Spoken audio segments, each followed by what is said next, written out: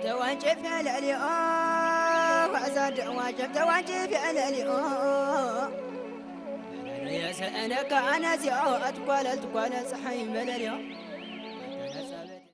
I'm Colton, and this is Zach, and today we're here with Ayub. and we're going to interview him about some of his culture and where he's from. So, where are you from? So I'm from Charlotte, North Carolina, and my parents are originally from Somalia, but they both lived in Ethiopia for some time. And what are some major cultural differences you've noticed between being here versus Ethiopia? So I'd say most of the restaurants or stores in Ethiopia, they have a wider selection of like vegetables, fruits, etc. And most of the stuff there is organic instead of what we have, which we have GMOs in our foods and meats and everything. Nice. So what would you say is one thing that the United States does better than Africa? I'd say the United States does a lot better with safety, because when I was in Addis Ababa, which is a city in Ethiopia, there were multiple kidnappings that were around me, and you know, in America that's not as common. And basically in Addis Ababa, I had to be with someone at all times so I could avoid not getting kidnapped whenever I went into the bad places of the city, basically. And what's something you say that Ethiopia does better? They do better with their food and how organic it is. Yeah. Hater Chick-fil-A, I guess. Yeah. So what's your favorite place in Africa, do you think? I would say Addis Ababa because the weather was really nice. It was like a cool 60 degrees the whole time I was there, and while it was summer. And one other place I would like is Somalia, and specifically a city called Garowe. It had nice weather as well, which is why I liked it. So, yeah. Okay, well, thank you for your time. No problem. मुझसे पर्दा करो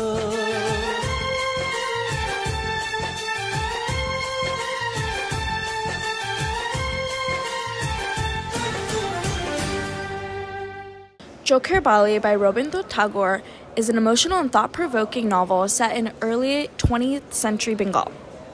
It follows the life of Binodini, a young widow who, despite social stigma, is very intelligent, beautiful, and well-educated. It follows her returning to her in-laws' home after her husband's death, which is against the social stigma in India at the time, where widows were typically sent to supposed camps where widows would stay together. In this setting, they're supposed to be mournful and not remarry or have desires, but Binodini challenges this in the novel by desiring her best friend's husband. Torn between love, passion, and societal expectations, she becomes entangled in this complex web of relationships where some choices come with very heavy consequences. It's a powerful exploration of human emotions, love, betrayal, guilt, and the struggle between personal freedom within tradition. Through Binodini's story, Tagore examines the clash between individual desires and social stigma and judgment. So, what is your perception of a widow? To me, a widow is somebody who, a wife who their husband had died. I couldn't imagine being in that situation. I think it would be really awkward and really hard to mourn the loss of somebody, but then still have that yearning for love and not knowing where to find it. Awesome. If society did not allow you to pursue love and relationships, what would you do? I think that would be really hard because you'd feel lonely and you wouldn't really have anybody to go to when you're in need, and you just have that kind of empty feeling in your heart. For me, what would I do? I don't know. I'd probably just focus on myself and just really pursue my career, I guess. Yeah. Good answer. Thank you. All right. Okay, in this story, Binodini develops romantic feelings for a married man. What advice would you give to her if you were her friend? I think, does this man plan on staying married? Yes. Then I think she should probably back off more ethically. Yeah. For sure. That's yeah. She should back off. How do you think that society should treat widows? I think maybe part of the reason she's falling in love with men and married men is because the protections men would give her in society. So if society had economic reparations for women in situations like these, they'd be able to be independent and stable on their own and wouldn't need to be in situations where they'd be falling in love with married men to maybe better their own situation. Yeah, that's a really good point.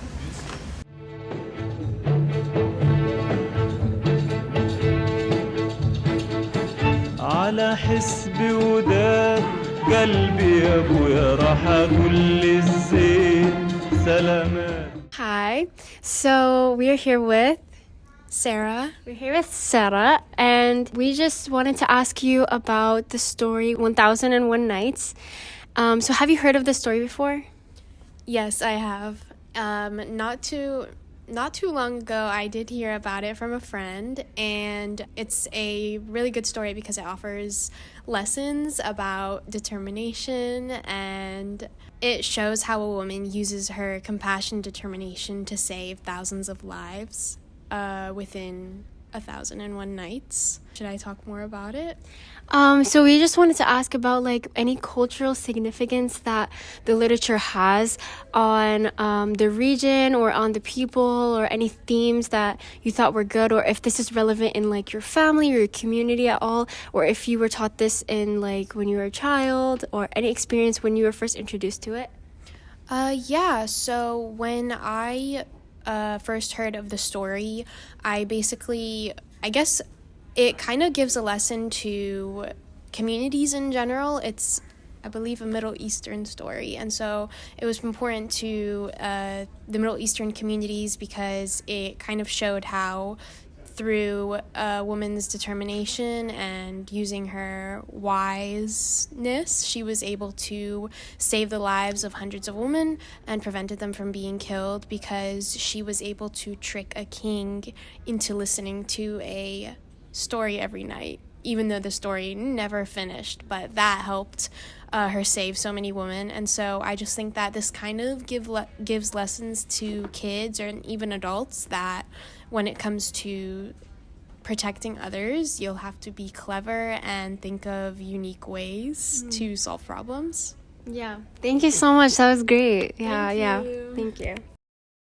Well, have y'all ever heard of 1001 Arabian Nights before?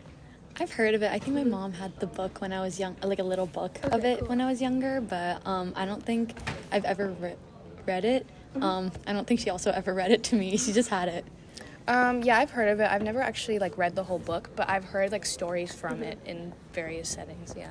Okay, cool. And do you know like when you first heard about it? Because I know that your mom had it, so you probably heard about it when you were younger. Okay. When I first heard about it? Yeah. When did you first hear about it? When I was like a kid. When you were a kid? Yeah, like I'm sure like my parents or someone probably read like one of the stories to me, but yeah, and like you see like sometimes parts of them in like the library, but yeah. Yeah. Do you remember anything about the stories, or do you know any components about it, or how it is any benefit?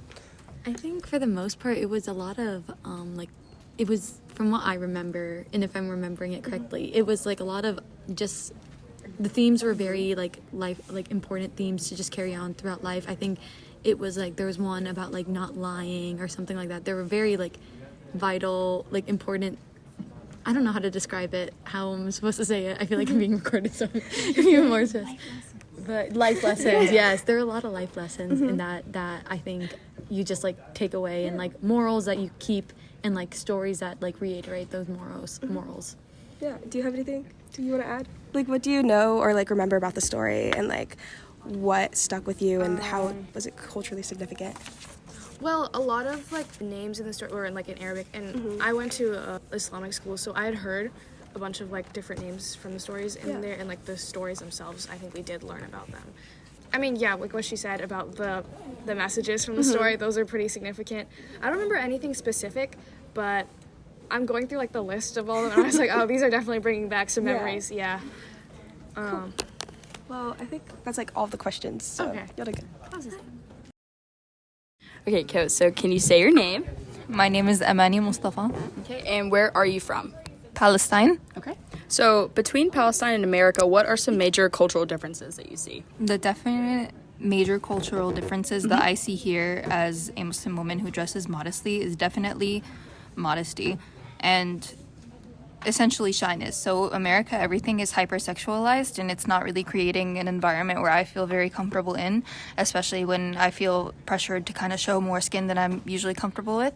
While in Palestine, I'm free to cover as much as I please.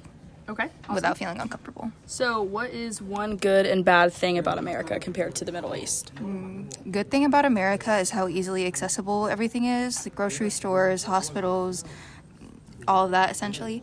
But bad, I would probably say, again, like different values. You don't really see family values in America as much as you do over there. I feel like they just don't prioritize family at all, and everybody's quick to cut off family members. And then lastly, do you prefer American food or Middle Eastern food? Middle Eastern food all the way. What is your favorite dish? It's called kubbib laban or shish barak. It's essentially the two variations of the same dish. One of them is they're both in a yogurt sauce, but one of them has kubbe, which is essentially like meat rounds stuffed with more meat. And another one is called shish barak, which is essentially kind of like Arab dumplings, also in that same yogurt sauce. That sounds good. Thank you.